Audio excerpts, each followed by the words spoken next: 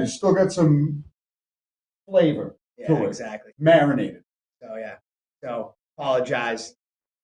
We weren't live, so we're a little behind on the live. So I unplugged some cameras and did a bunch of stuff. So we probably kicked the plug or did something and didn't reconnect. So we've got a little trouble getting started this morning or this tonight. But we're here now. We're running off a laptop. We're doing some things. But shout out to Miguel Sevasin. He was our first guest slated at 8:05, and he's been on since 8:05, waiting for us to get going. But we're not going to shoot the shit, make small talk right now. Let's just get ready to the guest and start talking about these fights. There he is. What's going on, guys? What's going on, Mother Evan Sevasin? What's happening? The champ is in the building. Yeah. Defending it. Not much. Chilling. Yeah. So so let's just get right to the chase. You've been off for what, 7, 8 months, something like that? Yeah. So obviously you had knee surgery. 7 months now. So, and then I've been training for 3. So. Yeah. Obviously catch us up on what's been going on. You had knee surgery. I think that was what happened. Yeah, I had knee surgery. I'm not really sure how it happened, but like I was at Lozon's and I was just stretching and like I was with Dan Savory's class and just like my leg had a spasm and it totally like flexed. Like I stood still. I couldn't even move it, bend it at all. And I had to get carried off the mat. It was like pretty nuts. And then Joe Lozon was somebody called Joe Lozon because he's had like a million of these.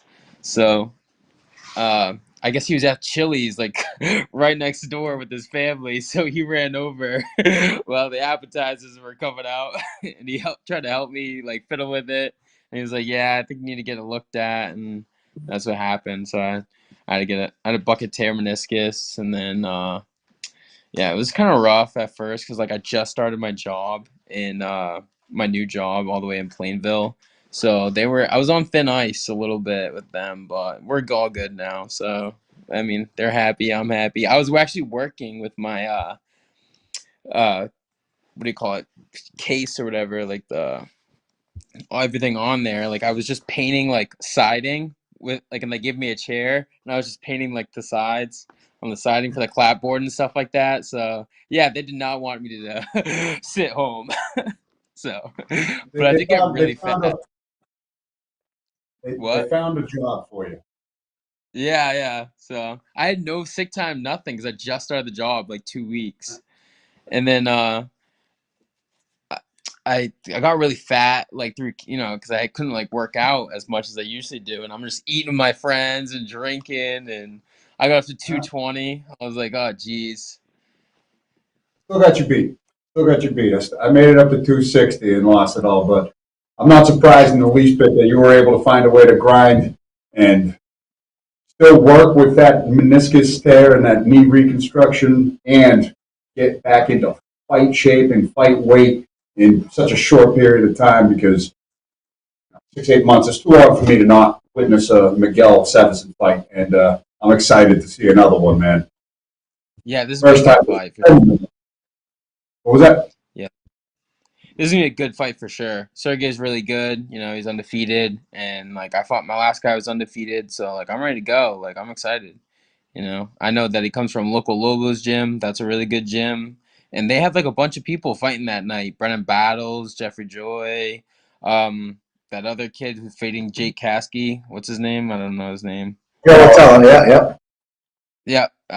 Yeah. So like they're all gonna be like feeding off each other's energy in the gym and stuff like that. But like, I hate to be the guy, but I'm gonna rain on his parade. Like I'm just, Hey, you don't cut yourself and your team that short. You got a laundry list of fighters. Jack's on the card. Valdina, Andrew Jacobs. You got War Baby's on the card now as well. So you got your own little posse of fighters that are competing on this card. Speaking of Sergey, obviously this must have been a name that you've known you guys were going to cross paths. What do you think going into this matchup with Sergey? I knew this was gonna come up when I won the title because I came up in the back room and I had a conversation with local Lobo, And then he was like, you and Sergey, he's the next guy up, and I was like, yeah, I'm looking forward to it, I like we kind of just knew this was gonna happen, and Sergey's tough. Like he's beaten everybody. Beat that black belt at 170. He fought at 160 and beat that kid. His last fight was what 3 rounds. He has really good MMA grappling, but like I fought a wrestler, so like Ohio State champ wrestler, so and he only had one takedown on me, so like I'm pretty happy with my takedown defense, and I've been working more and more on that with the MMA grappling as well with Connor Matthews and at his Connor's basement, and then I've been working with Justin Simmons at the KO gym, and we've had a couple of wrestlers come by, and I've been working a lot with wrestling. So I'm working at BTT on Mondays and Wednesday nights with a bunch of savages: Jaden Curley, Andrew Valdina, Joe Poirier, Don Chanis, and a bunch of other Brazilian like nasty guys. So Jair. So like I feel like, and obviously Jack Hahn is my number one sparring partner. So like my striking's up to par. My everything like is just it's going super smooth right now. Weight's coming off. I'm ready to go. So I'm excited for this. So, what's something, obviously you talk about how you're getting ready. What's some things that stand out to you about Sergey that you gotta kind of watch out for in this matchup? I think the only thing I have to really worry about is mostly just like his grappling. Like, he likes the crucifix, uh, like I just can't really put myself in those kind of bad positions. If he gets me down, I have to be wary of like a spot where like he's gonna try to hold me and just like and I'm gonna be vulnerable. And that's what he's gonna try to do. Like he doesn't really go for too many. Does he? I'm not sure if he has any submissions, but I mean I know he's got it, but he just prefers to just smash. So, Yeah, the but viral clip of Josh Belanger in the corner just yell, smash, smash. That's like the only instruction that they just give. wailing on the dude. Um, you know, but either way, this, you won fight of the year. We haven't talked to you much, but we quickly touch base on that. Winning fight of the year. What was it like to have those honors? Oh, that was awesome. I love putting on a show for Cage Titans. I think that's one of the best promotions in New England for sure. Like, I've seen a couple others where I was like, but I'm like, oh yeah, this one, like Cage Titans is the best. It's just awesome. The energy, everything is just awesome, And I, it's just, I don't know, like, that's really about it. Yeah, I don't know. But That was a war, man. That was probably top 5 Cage Titans fights ever. Yeah, for sure. that was one where it shot right up to the top, and something about those amateur title fights that just they suck all of the energy and focus out of that building and hone in right there, and they've created some golden moments. And that jumped right up to the pinnacle for my money's worth since I've been doing this over 7 years. Just the level that you got rocked by Kyle Pufal, and you just weathered the storm, kept your pressure up the output, and just both you emptied the gas tank out. It was a true honor to sit cage side by. So yeah, I don't think we've chatted on Table Titans since, but I remember talking to you like a couple days after. You were like, "Yeah, I was gonna go drink and survive, and go party and celebrate." And then Joe Lozo told me, "No, you probably shouldn't tonight." And then it was like a couple hours. Woke up at a bar, and I was like, "Oh shit!" I don't remember. Like it was good advice. yeah, I don't really listen too well, so that's my thing. Let me ask you. I was going to say because it's like the total opposite. Because when I got rocked in my first fight, total opposite. I was encouraged to drink by my coach George Rivera afterwards to go out and party. It was total opposite. But that was. But I was going to ask you. Let me ask you. Like a lot of times people are like, it's fun to be in a fight of the night or fight of the year, things of that nature. But like people are like, that means I was in a war and was like getting my ass kicked just as much as I was kicking ass. Would you prefer to be? Are you that mentality? Like you just prefer to be in fight of the nights, or would you rather those quick knockouts and submissions? Because you've had knockout of the year as well. Yeah. Honestly, I don't know. Like, I think I prefer the wars, to be honest with you. I think like everyone comes up to you and it's just like, oh yeah, that was awesome.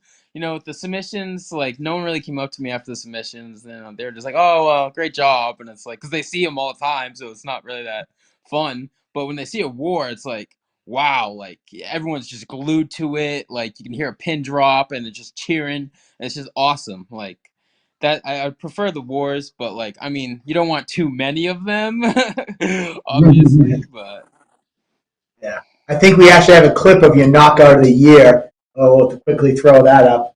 While we're talking and before we switch gears, wrap things up. So yeah, let's throw that clip up of the knockout of the year. Maybe. We gotta rewind it. That's the end of it. There it is. Thanks.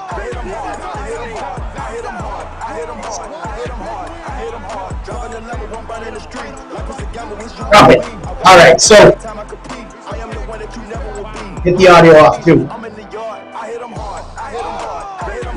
Get the audio off. I was listening to this song the whole time. Yeah. Anyways, yeah, it was a good song. We hit him hard. Shout out to Nick who pairs the great clips with the great music. He's got definitely an ear and an eye for that stuff. But let's just bring it back to Sergey before we let you go because I don't want to take up too much. I know you got some recovery and get ready tomorrow. But Sergey's not much of a sell the fight, much of a talker guy. So I'm going to give you the next minute or so and do your best promotion job of selling the fight, why people should be coming out to see Miguel Sevasin defend his belts against Sergey Parody. I think that this is another guy that's undefeated and he's beaten everybody, so he's gonna bring it, but I'm gonna just rain on his parade and put him out. I'm gonna take him out and I'm gonna take away his O and I'm gonna maintain the belt and whatever happens after that happens after that. But like.